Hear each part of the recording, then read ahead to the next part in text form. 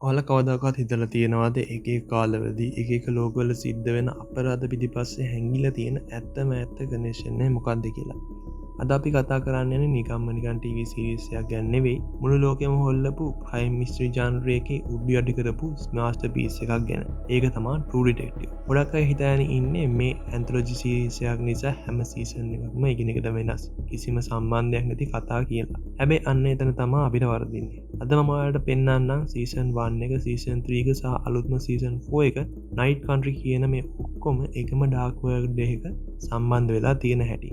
අපි මුලින්ම මේක කන්සෙප්ට් එක මොන වගේද කියලා බලමු. ක්‍රියේටර් නික් පිසලාටෝ මේක මුලින්ම හැදුවේ හැම සීසන් එකකදීම අලුත්ම කාස්ට් එකක්, අලුත්ම ලොකේෂන් එකක් දාලා වෙනස්ම කතාවක් කියන්න. හැබැයි සීසන් 1 එකෙන් ලෝකෙට දීපු ඒ වයිබ් එක, මිස්ටරි එක, සැරනික් කල්ට් එක, ඒ ගැන තිබිච්ච බය, ඒක ප්‍රේක්ෂකයන්ගේ ඔළුවෙන් අයින් කරගන්න බැරි වුණා. අන්න ඒක නිසා තමයි සීසන් 2 එක ලොකු ෆීඩ්බැක් එකක් නැතුව ෆේල් වුණේ. මොකද ඒකේ තිබ්බේ වෙනස්ම දේශපාලන සහ මාෆියා සීන් එකක්. මිනිස්සු හෙව්වේ අර පරණ අද්භූත ඔළුව විකාර වෙන විදිහේ මිස්ටරි එකක්. ක්‍රියේටර් හරියට එක තේරුම් ගෙන තමයි සීසන් 3 එක සහ සීසන් 4 වලදී එමින්සරේ අර පරණ යුනිවර්ස් එකටම කන්ටිනියු කරේ. දැන් අපි යමු අපේ මේන් බේස් එකට සීසන් 1 එකට. 1995 2002 සහ 2012 කියන කාලවකවානු තුනේ තමයි මේ කතාව දුවන්නේ.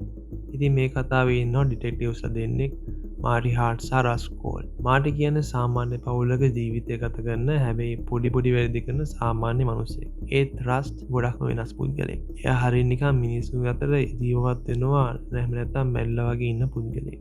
කොහොම රස්ගේ දියණියගේ මරණයෙන් එයාගේ අතීතය නිසා මිනිහා මුළු ලෝකෙම දිහා බලන්නේ මාරම ශූන්‍යවාදී විදියකට. ඒ කියන්නේ මේ ලෝකෙම වැඩක් නැහැ, හැමදේම හිස් කියන මතේ තමයි රස්ට් ඉන්නේ. ඉතින් කොහොම හරි මාටිත් එක්ක ඩිටෙක්ටිව්ලා විදියට වැඩ කරනකොට මෙයාට හම්බ වෙනවා කේස් එකක්, ඩෝරා ලෑන් කියන තරුණියගේ මරණය. ඩෝරාව මල්ලා තියෙන්නේ ඔළුවට මුවන් තට්ටුවක් තියලා අත් දෙක ඉස්සරහට බැදලා ගහක් මුල දන ගස්සලා. ඩෝරාගේ පිටේ කොටලා තිබිච්ච මේ අමුතු ස්පයිරල් එක නැත්තම් මේ කැරගෙන සලකුණා. ඉතින් මේක තමයි මේ කතාවේ මූලික කේන්දර වෙලා තියෙන්නේ. මේක නිකම්ම මිනිමර මොකුත් නෙමෙයි. මේක පිටිපස්සේ ලොකු පෞල් ජාලයක්, දේශපාලන බලයක් තියෙන, ළමයි සහ කාන්තාවන් බිලි දෙන ද යෙලෝ කිං වන්දනා කරන ටටල් කල්ට් එකක් ඉන්නවා කියලා ඩිටෙක්ටිව්ලා දෙන්න අන්තිමේදී හොයා ගන්නවා. අවසානයේදී 2013 දී මේ දෙන්න කාගොසා කියන අඳුරු පරණ බලකොටුවක් අස්සේ ඉන්න හෙරොස්ටයිඩර්ස් කියන මිනිමරුවා කොටු කරගන්නවා. මේ දෙන්න මැරුවේ බ්‍රාන්ච් එකක් විතරයි.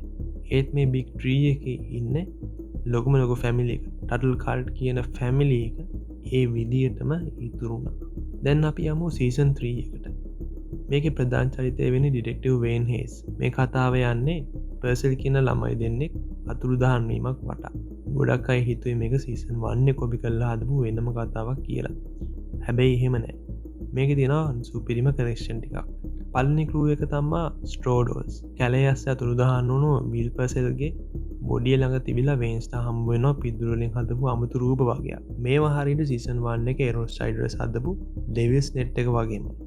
ඒ කියන්නේ මේ සාතනික සංස්කෘතිය ලුසියානා වලට විතරක් නෙවෙයි, ආගන්සාස් වලටත් ව්‍යාප්ත වෙලා තියෙනවා. හැබැයි ලොකුම සීන් එක වෙන්නේ 5 වෙනි එපිසෝඩ් එකේදී. මේ කේස් එක ගැන ඩොකියුමන්ටරි එකක් කරන එලිසා වයසට ගියපු හේස්ට පෙන්නනවා ලැප්ටොප් එකේ 2012 පත්තරයක ආපු නිවුස් එකක්.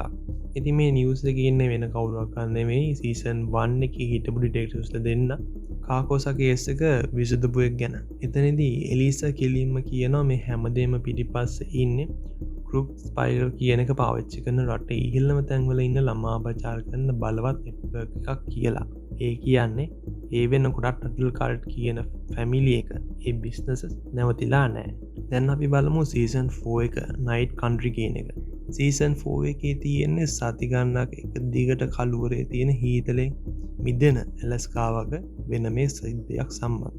කතාව පටන් ගන්න එට්සල් කියන ආක්ටික් රිසර්ච් සෙන්ටර් එකේ හිටපු විද්‍යාඥයෝ 8 දෙනෙක් එකපාරට අතුරුදහන් වෙන සීන් එකක් එක්ක.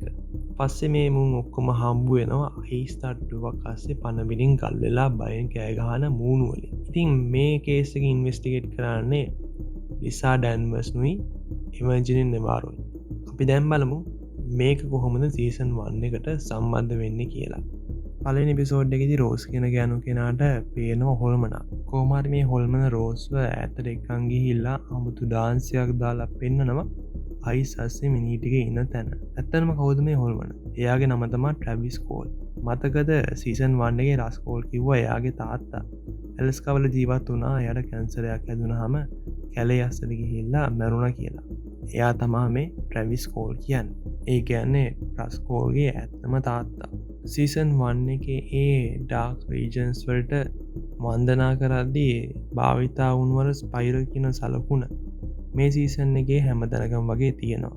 මල්ල දාපු ඇනිකේ කියන ගර්ල්ගේ ඇගේ ටැටුව එකක් විදියට තියෙනවා. අයිස් ගුහාවයට එක්ස්පෙරිමෙන්ට්ස් කරපු විද්‍යාඥයෙන් ඉන්න තැන උඩත් ඒ යට සැකිල්ලක තියෙන්නේ ඒ ස්පයිරල් එක කියන සලකුණ. ඒ වගේම රේමන් ක්ලාස්ගේ ට්‍රේලර් එකේ ඇතුළෙත් මේ ස්පයිරල් එක එහෙමම තියෙනවා. ඒ වගේම ඔයාලට මතක ඇති නෙවාරෝ නොමැඩ් කැම්පේන් එක ගියාම ඒක ඇතුළේ තිබිලත් මේ ස්පයිරල් එක කාඩ්බෝඩ් එක ඇඳලා තියෙනවා වගේම ගලකත් තියෙනවා දකින්න පුළුවන්. ඕටිස්ව හොයාගන්න තැන මේ ස්පයිරල් එක ඇඳලා තියෙනවා බලාගන්න පුළුවන්. ඉතින් ඒකෙම හිතාගන්න පුළුවන් මේ සීසන් 1 එකේ තිබිච්ච බලවේගය ඇලස්කාවට සම්බන්ධයි කියලා. තව එයාට මතක ඇති නෙවාරෝ කියනවා එයාගේ අම්මා තුඩන් ගෙඩි එක පාට පොතු ගහනවා කියලා. ඒ කියන්නේ කිසි විදිහකින් නවත්තන්න නැතු එක දිගටම පොතු ගහනවා කියලා. ඉතින් මේක රෙෆරන්ස් කරනවා සීසන් 4 එකේ 6th එපිසෝඩ් එකේ සීන් එකකින් බලා ගන්න පුළුවන්.